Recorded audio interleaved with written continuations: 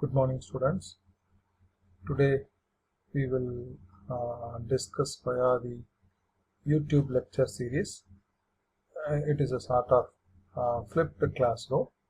So, hope in the last few classes we have discussed about the basics of engineering exploration. That is, what is meant by engineering, who is an engineer, and what are all the engineering design processes, and what are the skills, what are the knowledge required. All those things we already discussed, and we have received a feedback from all you peoples. Hope I have reached you to the extent. Still I need to improve. You need to listen carefully still to get better performance, right? So now we will discuss about the engineering design process. So hope I have already explained few steps in engineering design itself during the introduction part itself. So first thing, the engineering design comes out of the needs, right? What are all the needs? So we need a bike to travel from one location to other location. So that is a need. Further need is, I need an efficient bike which consumes less petrol. So these are the needs. So these needs are not invented by engineers. That is very, very important.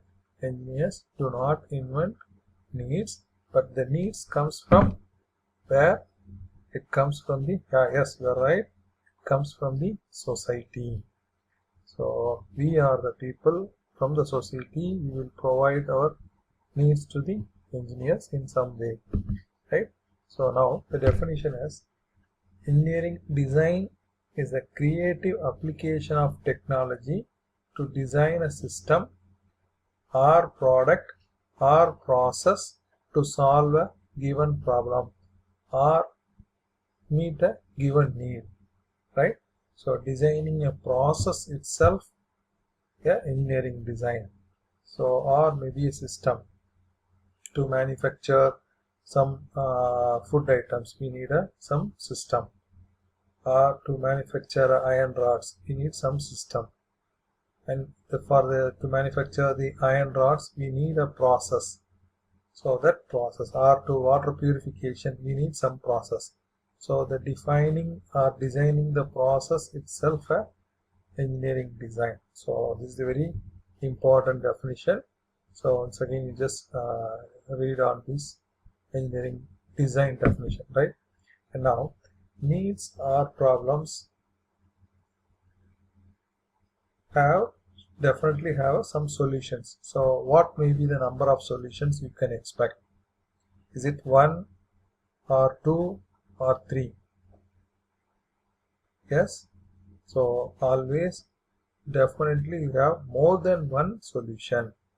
So that's why engineer needs to analyze the solution before come to the conclusion that we will discuss in the future slides.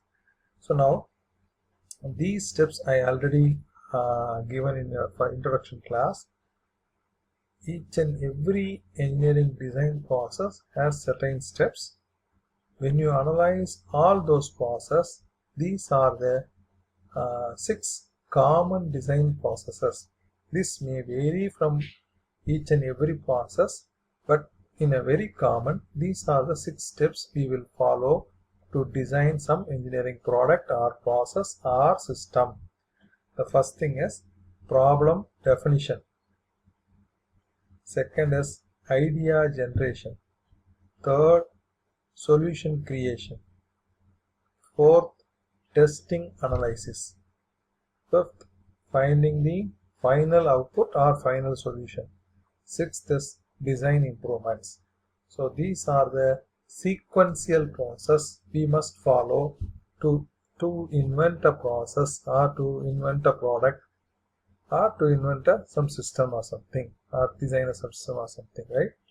Now my question is, you while traveling along this design process, somewhere on the testing, uh, your your product or process is failed. What you do? You are defining a problem, and you are generating the ideas, and then you are finalizing a solutions, and then you are testing your solution. At that point, your solution is failed. What you will do? Yes, you are right. So you need to come back with redefinition of your problem by inculcating the test results, so that you will get more information about the problem definition, why it fails. That information also should be included here, and once again you need to re-travel through the same process, right? So that's why engineering design process is a cyclic process. Even after the sixth step, design improvements, you need to come back for your problem definition and other things. So depending upon the complication of the problem, you need to travel more than one times during the or via the same process, right? So now we will discuss about the first step, problem definition. So proper problem definition or identification itself almost equal to half solved. Similar to our health symptoms, identification of the disease itself half cured. So the same way, identification of the problem itself is equal to half solved. So that is very, very important, because most of the time we identify the symptoms, or we travel with the symptoms, not with the genuine problem inculcated in a particular system or something. For example, you take your fan, it is not working. So what you will do? So you go for some mechanism, and you are assuming that your condenser in the fan is not working. You are replacing the condenser. Once again, it is not working, and that time you will go for further study, and that time you are suspecting that the switch is not working. You are replacing the switch, and again you are facing the same issue. So the third time you are identifying there is a fault in the cable. So now initially you just treated with symptoms, but at the end only you concluded that, or you identify the original problem. The problem is on the wire disconnection of the particular fan. So likewise, so suppose oven, you are baking a cake or something. So your oven plate is melted or some cracked because of the temperature. You are changing the plate in the oven. Again the same thing happens. Then you are analyzing the oven in deeply and identifying that instead of 315 degrees Celsius, your oven is producing 515 degrees Celsius because of the temperature indication failure, feedback failure. So such things will happen. That's why the problem identification itself almost equal to half solved. Now to define the problem, we must do so much research on the particular problem related circumstances, and gather as much information as possible on the problem itself, right? And in all situations, engineer won't identify the problem. So because in company will generate problem to improve their profit. And I'm speaking genuinely, companies always create a problem or identify the problem which will improve their profit. In such cases, problem identified by some other people, and you are going to work for the solution finding operation. So in that case, you need to get more information from the people who defining the problem to you. So that is very, very important.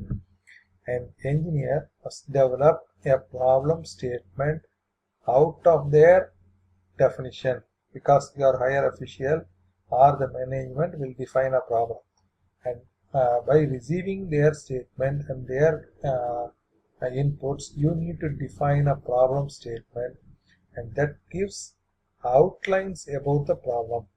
So it is not a final statement, it is a very general statement, right? So there is a non-working condition of a fan. You need to solve the non-working condition of the fan. So these type of statements you need to draft, right? So that problem will be called, statement will be called to the name of problem statement, right? And next thing is you need to define the constraints. So problem constraints. Immediately after the problem statement, this is the time to define the constraints. As I already told, constraints are, yes, limitations of the design. So design or constraints of the problem is nothing but limitations of the particular problem or something, particular design. And engineer creates a document called the design brief.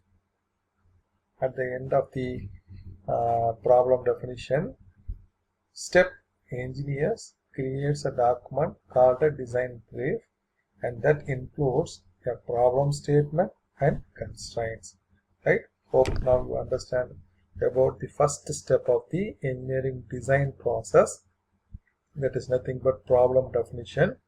Either you need to define the problem or you need to grasp the problem from your higher authorities, and you need to define the problem statement, and then you need to list out the constraints, and you need to prepare a document called design brief document, and that includes statement, problem statement as well as constraints, right?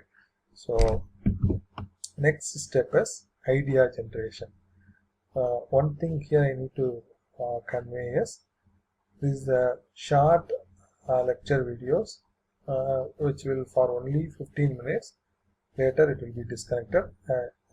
You can continue with the next video lectures, right?